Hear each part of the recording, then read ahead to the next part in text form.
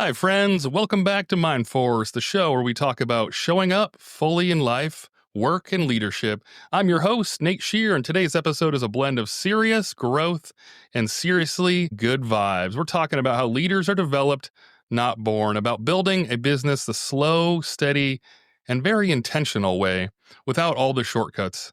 And yep, we're also going to be talking about playing the banjo and what that teaches you about patience, flow, and staying connected to joy while leading others. If you ever wrestled with building something real, whether it's a team, a business, or a life that feels meaningful, this is the one for you. So, guest introduction. Jim, tell us a little bit about yourself. What's been Nate. lighting you up lately?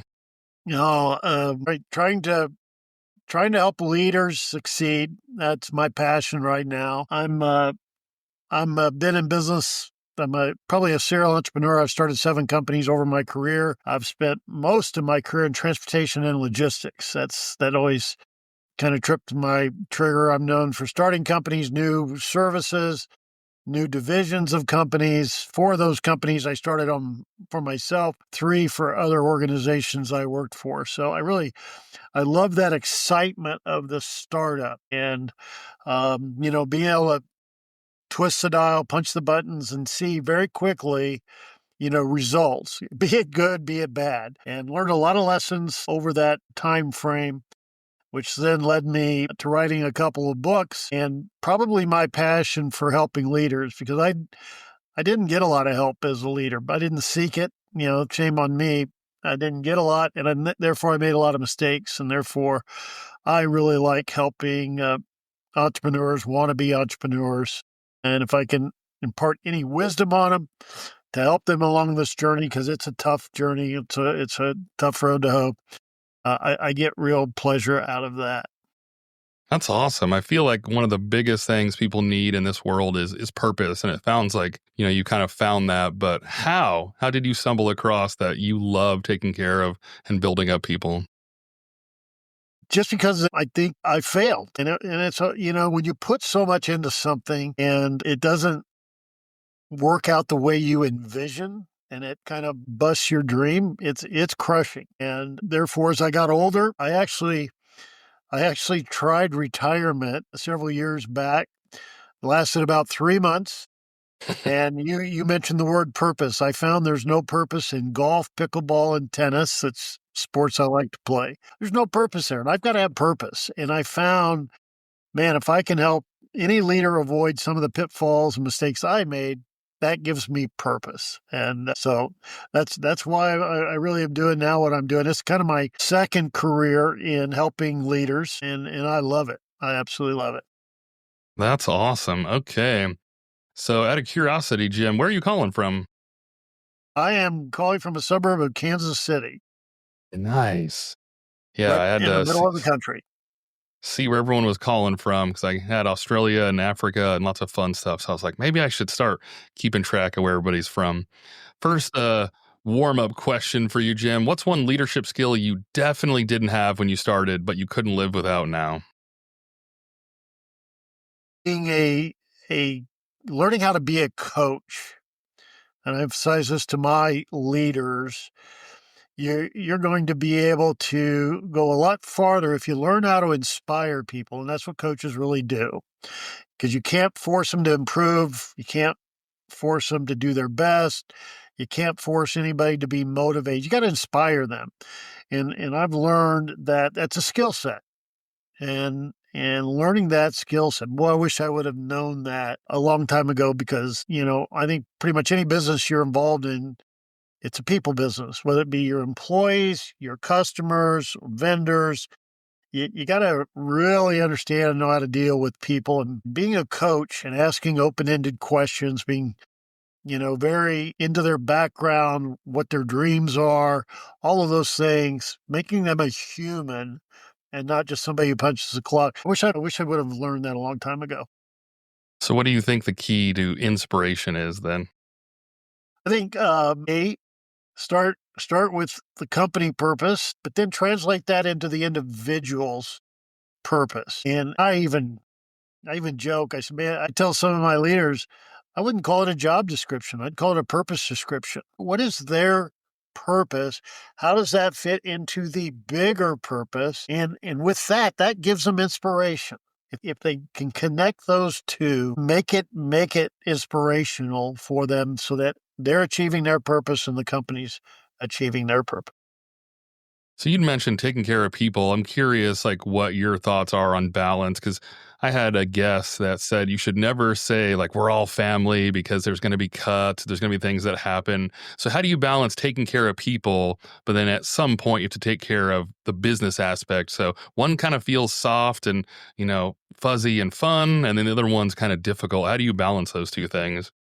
Yeah, that's a very difficult thing to do, but I was taught several years ago when I was learning to be a coach. A wise person told me, listen, in today's environment, it's very rare that you're going to get an employee show up and they want to spend 40 years with you. Yeah, maybe I'm a boomer, maybe back in that day, but in today's world, it's just very uncommon for that to happen. So one of the things you should do as a leader is sit down in a one-to-one with them and ask them this question: what is your dream? And if they're being honest with you, they're going to tell you what your dream, and from there you should be able to do. So how long do you think they're going to be here? What's their path? Do they have a plan? And is there a way that you can help them achieve that plan? And so I think that's probably, but it's, you got to be realistic. This world changes. You run into pandemics, you run into tariffs, and businesses fluctuate, and therefore you have to sometimes make those hard decisions as a leader that you've got to reduce. And so I agree, it's not a family, but it's got to be a cohesive team. And when those tough times come, you're gonna keep your A and A plus players. And hopefully, as a coach, you've inspired them. They've taken that inspiration, they've applied it, and they've distinguished themselves from the others, so that the decision isn't maybe necessarily all that hard. I'm going to keep my A and A plus players, my B and C players. We'll see where that falls. Yeah, it makes sense. You got to figure out what motivates people. Get behind that. Before we go any deeper, Jim, I'm flipping the mic. What's one question you'd love to ask me? Nate, you talk to a lot of leaders, and I always get this question. I get this question: well, what's the number one piece of advice you would give to any other leader? So given all of the interviews you've done, what piece of advice has resonated and stuck with you for a leader? Oh, geez. That's tough. I think I'm on episode 65 or something. But I think it'd probably have to go with General Retired Dragon or John Tykert. He was my commander out at Edwards Air Force Base. Amazing human. Hopefully he'll listen to this episode because I think he's amazing and he's got lots of good advice. But one of his core things I think that's super important is they asked him when he went to leave his position there, they said, what was the best decision you made? And he, without skipping a beat or anything, he said, listening to all of you. I'm not the smartest person in the room. I collect all the information. I make the best decision based on what comes in and through me. And so I think that's probably the biggest thing, either that or like self-reflection. But I think if I had to narrow it down to one, it's just gathering all the information and getting information from the person that does it. Because I think a lot of times as leaders, especially higher leaders, it feels like we think we know what's going on, we're going to do it, and we're getting all the information and missing out on the person that's on the front line that does the thing. That is just a huge injustice. And so I think that would be the biggest thing. And collecting it from all sorts of different things. Like one of my favorite things he did was we have a system to submit up what's called a waiver, which is where you don't want to do a certain thing, so it can be waived for whatever reason, in the military. A lot of times they try to make their way up and there's a lot of red tape and it goes through all these different people and they don't make it to him. And so he had this thing called the Winter of Waivers. It started as something else, but he said, I will look at all of them. No one will stop them. I will look at them and tell them if they're bad or good. And that was one thing that was really amazing. He spent the extra time, blocked it in the calendar and looked at all these things. And some of them probably weren't good maybe, but at least he was able to see them. Because I think a lot of good ideas get stuck along the way. It's someone along the way. That's not good. We're not going to show him. Let's not bother. It's too much. And he found a lot of ways to get a lot of those things accomplished by delegating the task down to him from a higher level, just him at his authority level could just say, we're not going to do it. And so he did some amazing things there. But just taking the information from your people, does that make sense? Oh, absolutely. I have a leader I coach, and the company had been in business for 6 years, never turned a dime. They were owned by private equity. He was asked to come in and lead the company. It was a machine shop. He'd never stepped foot in a machine shop before. So what did he do?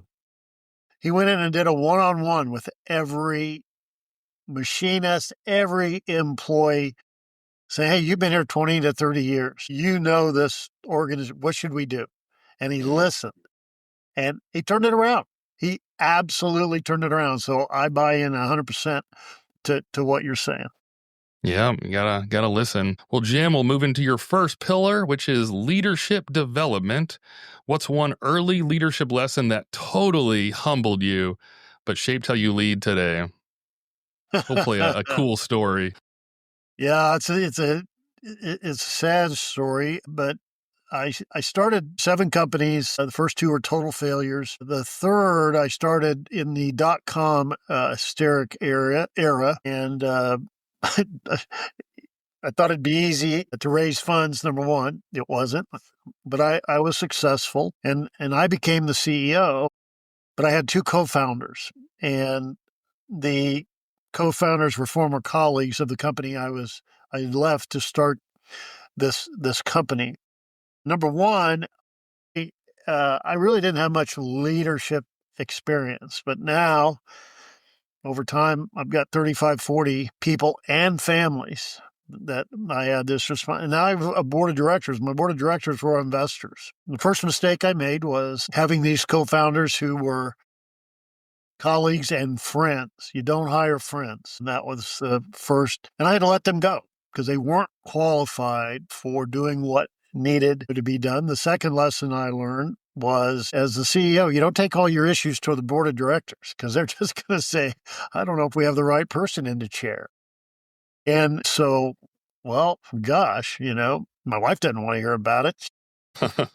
How do you deal with all these issues, and when you don't have the leadership experience that you need? And I really struggled with that. And so that's another thing that drove me to working with the leaders I do today, because we act as a peer group, and each other's helping each other based on their perspectives, experience, and knowledge. And I go, boy, I wish I would have been smart enough back then to say, I need to align myself with a mentor, a coach, peers, somebody to just clear away the fog and help me understand what the direction and the priorities I should be addressing. So that's a whole lot, but I learned a lot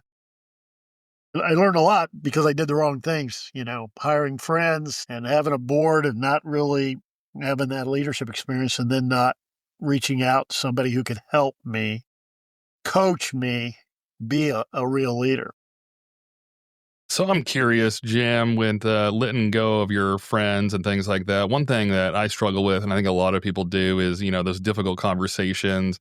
Do you have any tips on, it sounds like you probably had quite a few. Is there a tip of like how to set the room or rehearse the night before? Or do you have any tips on those difficult conversations we need to have at work?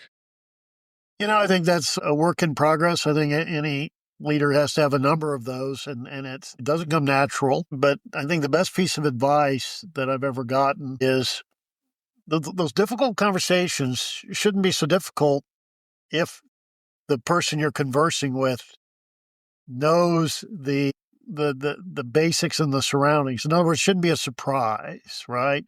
So if you've got a poor performing employee, when you have the most difficult conversation, should not be a surprise because you should have been coaching them.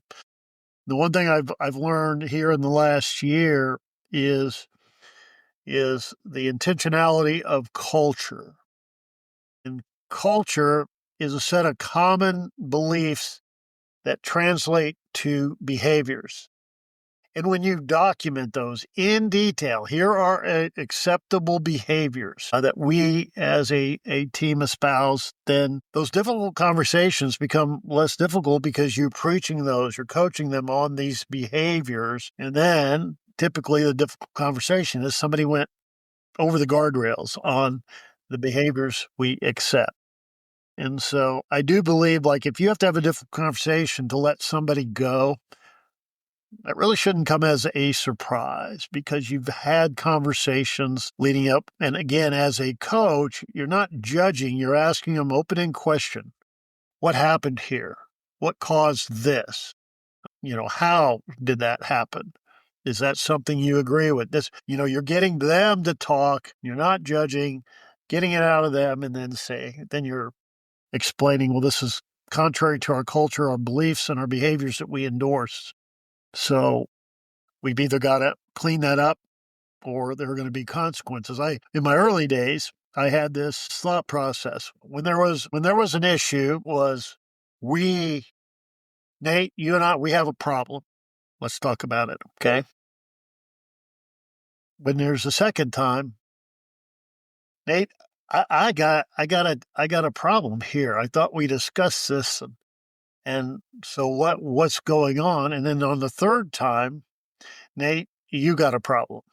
We had the problem. I had the problem. Now it's you. So it's kind of a 3 strikes. You've had these conversations. So by the time it gets to be the most serious conversation, there shouldn't be any surprise. Yeah, it makes me really wonder. In the military, we have a very specific feedback system, but I'm curious, you've been at multiple different companies and things like that. What have you seen to be the most successful? Is it, you kind of self-evaluate and the other person does a 360 we've seen different things. What have you seen be most successful in feedbacks? I think the most successful, what I don't like are the annual performance reviews. And that's what I lived with for too many years. What I really like are the one-on-ones. And I believe there's a cadence. There should be the weekly one-on-one, just a check-in, 15-minute, okay, here, what do we got going on this week? Here's what's important, right? What's important for you? What can I help you with? Then monthly, you do an hour-long one-on-one, okay? We're raising it up from 3,000 feet to 15,000 feet. And then quarterly, it's a 90-minute one-on-one. Now we're talking 30,000 feet career. And the more you do a one-on-one and do it well, asking again, open-ended questions, getting them to talk, then that, in my opinion, is the most successful. And of course, the great leaders, the great coaches, how can I better coach you? How can I better help you?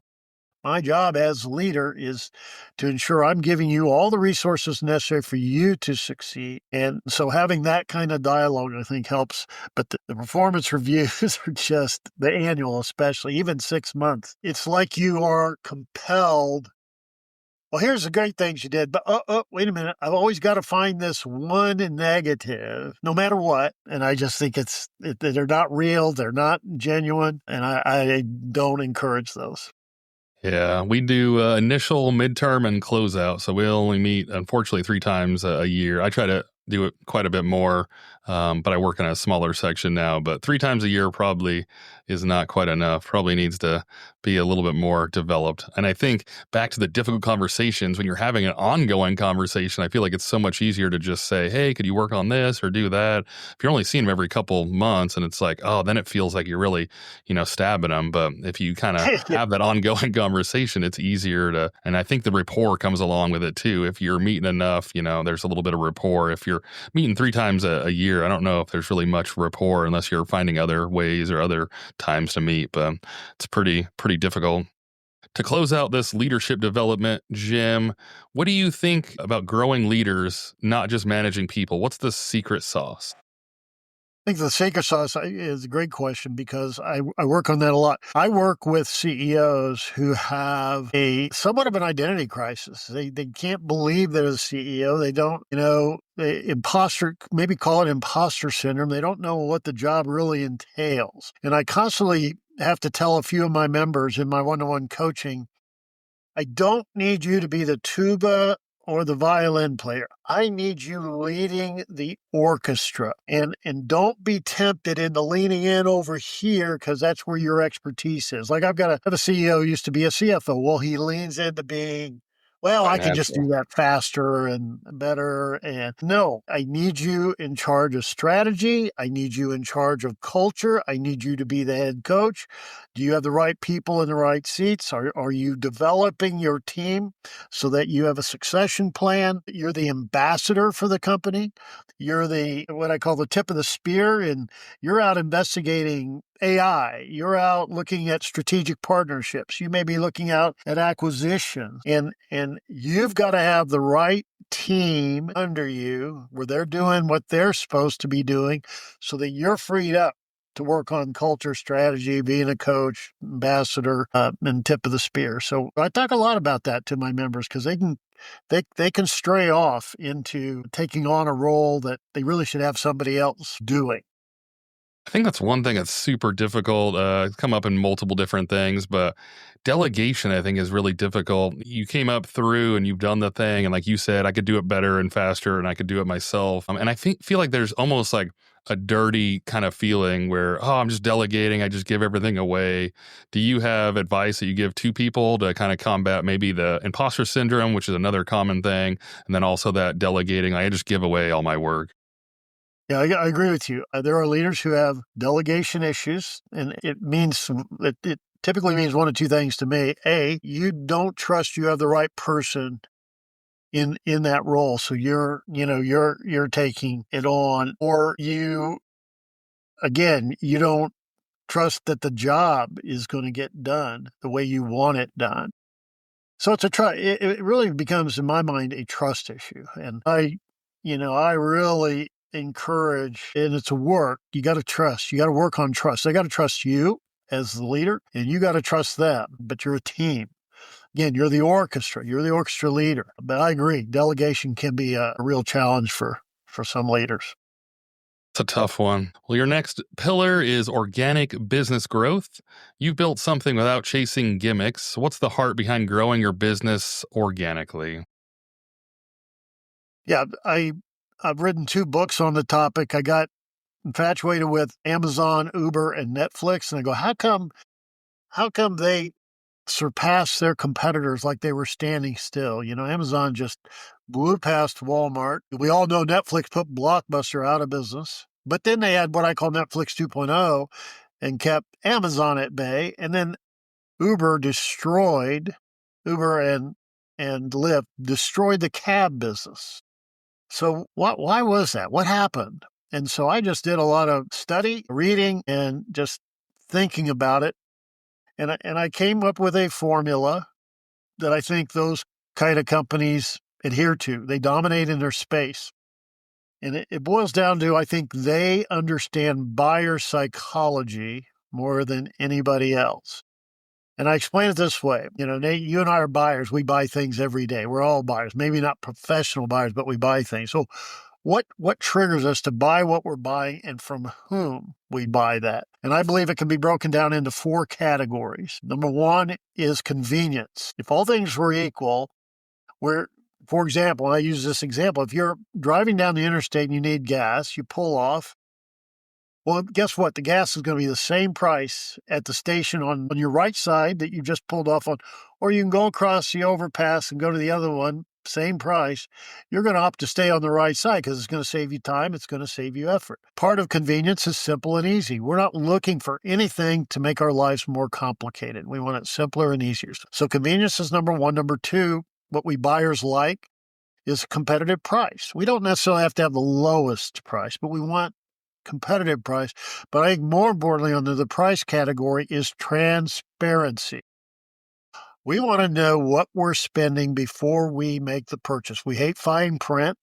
This is why we dislike dealing with airlines. I mean, oh, you don't know about that $200 fee. We don't like dealing with attorneys. We know it's $400 an hour. We just don't know how many hours. You go into a doctor's office or a hospital, you have no idea what you're spending. We don't like that. Somebody's not going to come and say, well, Nate, tell you what, I'm going to paint your house for $100 an hour. But how many hours? I'll tell you when I'm done. No, we wouldn't buy that. So we like competitive price. We want transparency. The third is user experience. So we want to be treated like we're the only customer. even though they might have hundreds, thousands, or millions. We want answers, probably not from a bot, but from a human. And we want that commitment. If you say you're going to do something, I want you to do that, or it's a bad experience. And there are different experiences, whether you're in a retail, you're in a store, an environment, or online. But if it's retail, we want well lit, clean, well staffed, well stocked. Again, pull off the interstate, there's a 20-year-old gas station with dimly lit, not clean. And then there's a brand new convenience store. Your head might go, well, I'll bet the bathroom in that new clean one's better than the 20-year-old. So that user experience is very important. And the fourth is trust. How can we trust that they're going to deliver what our perception or expectation is, or what their brand promise is? Okay. So I get testimonials, references, warranties, guarantees, number of years in business. All of that adds up to I can trust they're going to deliver what I expect when I buy. Now, when you do all four, convenience, price, user experience, and trust, I don't have an excuse not to buy from you.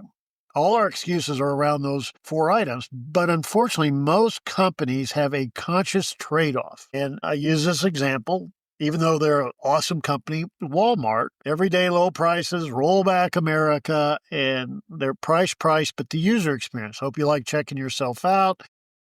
Not as well lit, clean sometimes as, say, a Target or another option. Jiffy Lube here, you're going to get your oil change in 15 to 20 minutes, no appointment necessary, but it's going to be costly.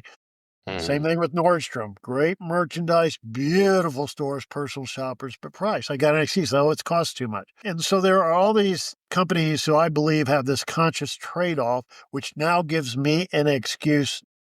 So I believe Amazon, because they're a marketplace and the user experience is great, pricing very competitive, and one-click buying, very convenient, don't have to leave your home, all of those things. That's what drove them to astronomical. I mean, Uber, you get to ride in a car you're probably used to driving yourself. There's not that hard plexiglass. You're not sitting on an ironing board. You're probably talking to your neighbor if you want to have a discussion. But the best part is when you get to see when they're going to come pick you up at your location. You see exactly what it's going to cost. And then when you get there, you just walk away. In the old days, you would argue with the cab. The cabbie's wanting cash. No, I don't have cash. Credit card, all of that nonsense. And then those of my age remember the disappointing Friday and Saturday nights when you'd walk into the Blockbuster new release aisle and it's Be all gone. I didn't want to see Jaws again, no. And so they created, well, you don't have to go to the store. We'll send it to you with 1 day's advance notice on Thursday night, planned for Friday night. We have unlimited DVDs. And then when you're done, you don't have to drive back to the store. Just throw it in the mailbox in our prepaid envelope. And 2.0 is when they came up with streaming. Now you get it instantaneously, no waiting at all, unlimited. They changed the pricing plan from per movie to subscription based. And then what really set them apart from a user experience, they created their own content. Nobody can match the content they now create. And so had they not done 2.0 and streamlining, Amazon may very well beat them, saying, hey, you can now stream with us. So those are great examples of them, companies who use all four: convenience, price, user experience, and trust, to say, hey, we don't like excuses. We want you to buy from us. So in my books, that's what I write. In my first book, I just talked about those companies. In my second book, called Stop the Hassle, wanted to share more experiences so any company can use those to grow. And I preach, understand your competitor. In the military, you don't go into a war not understanding your enemy's strengths and your enemy's weaknesses. You're constantly studying that. And the same thing applies in businesses. Understand your competitors. How do they stack up against you in convenience, price, user experience, and trust? And it's a constantly evolutionary thing. You have to constantly be working on making it more convenient, making a better experience. And that's why you attract competitors. If you're attracting competitors, it's because you're weak in one of those areas that we buyers like. And so constantly be working on that, understand your competitors, beat your competitors. And then there's a cultural aspect of that. I maintain that most companies should have an R&D function. You need to be researching your competitors, researching new technologies that will help what we buyers like, and have that culture that's focused on constant innovation where you're cutting time out, you're making something simpler, you're cutting cost out that translates to price. You're able to create even a better user experience or more trust.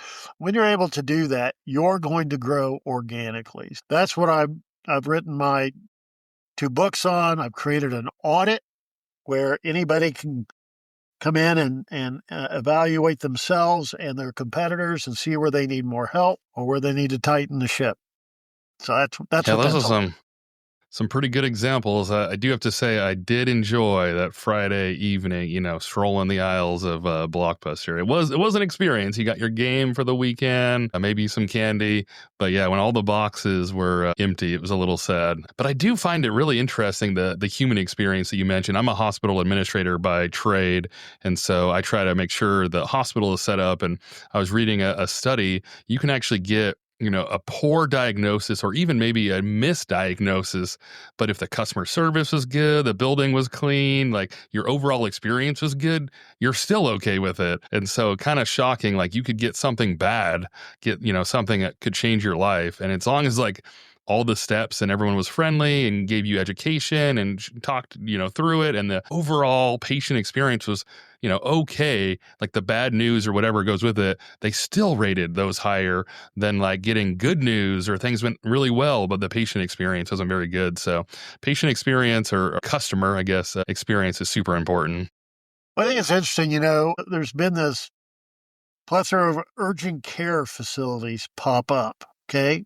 Why? And I've been to them, because I can't get in to see my doctor. I don't want to go to it's not so severe. I need to go to the emergency room.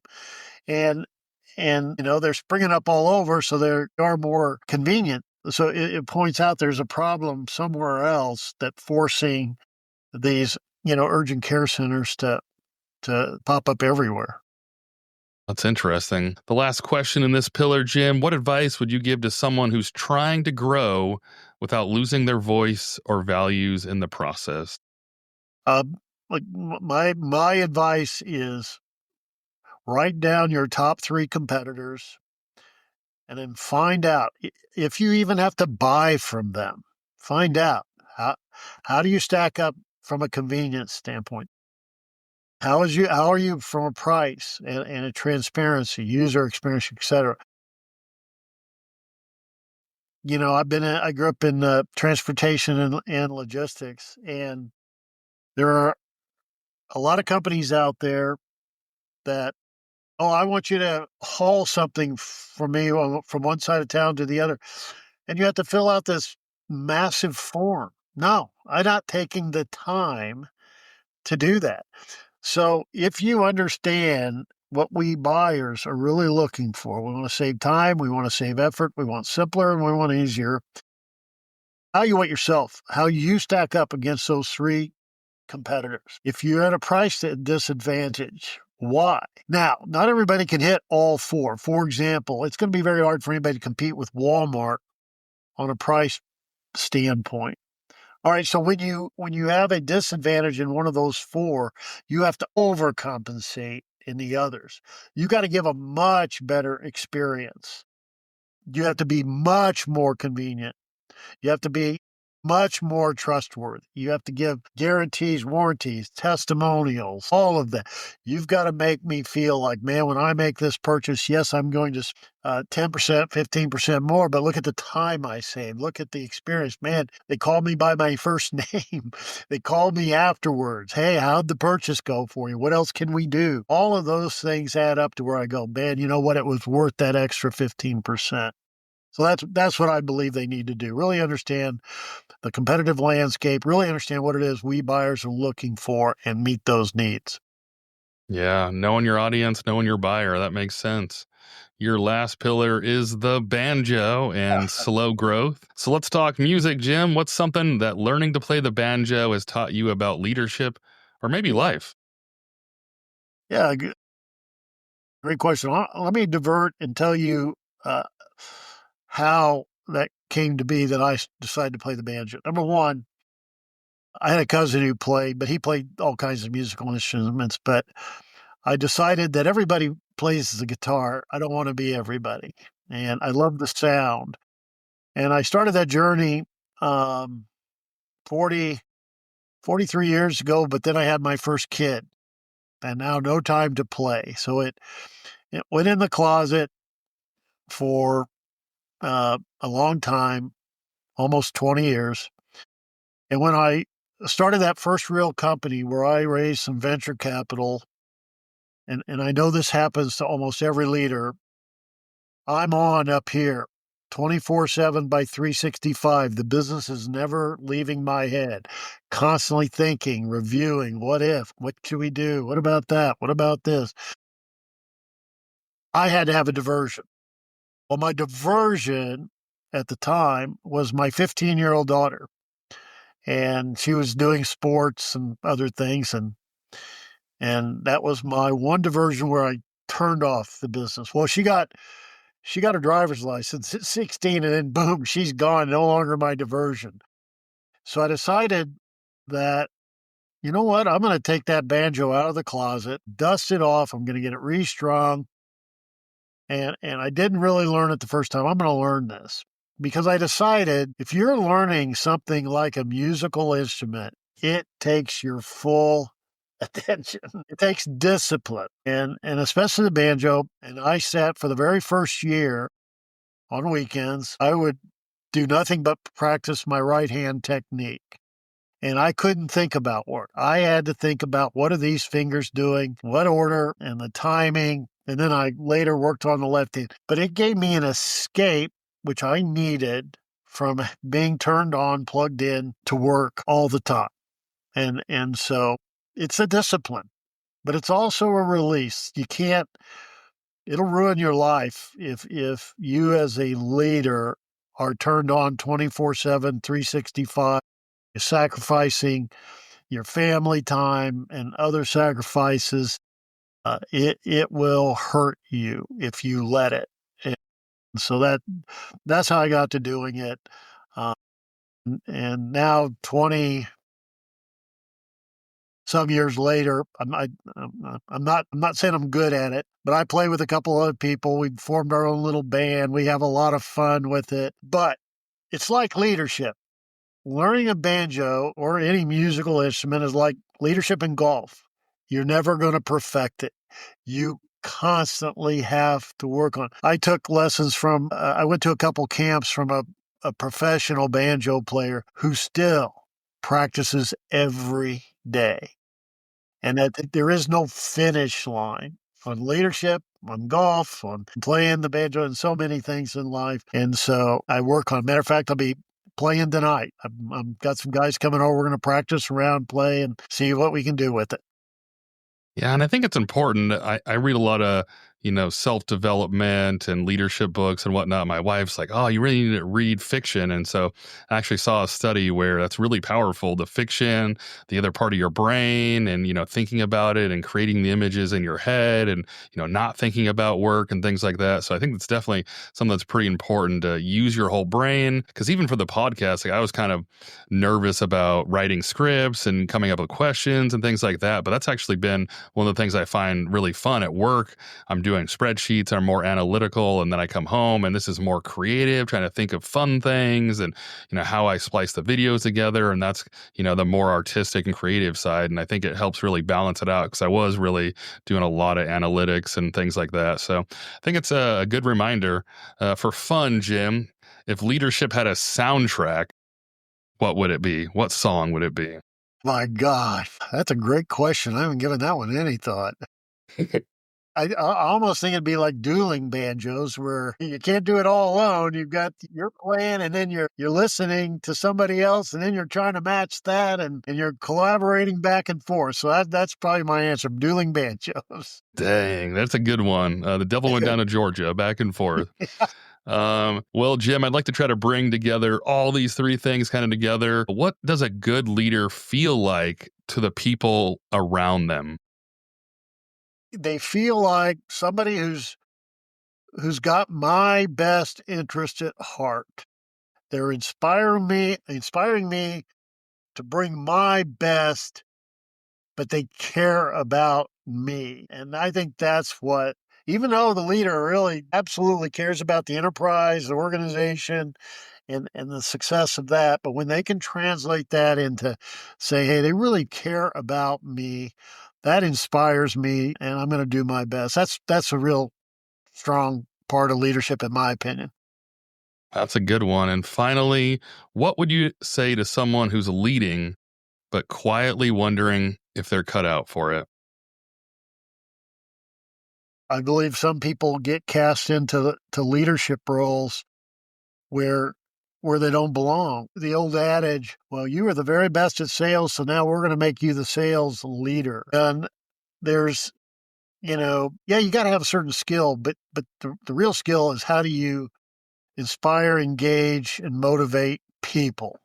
And just because you had a certain technique at something, you're the best accountant, that doesn't mean you should be in charge of people. And I think I see that mistake all the time.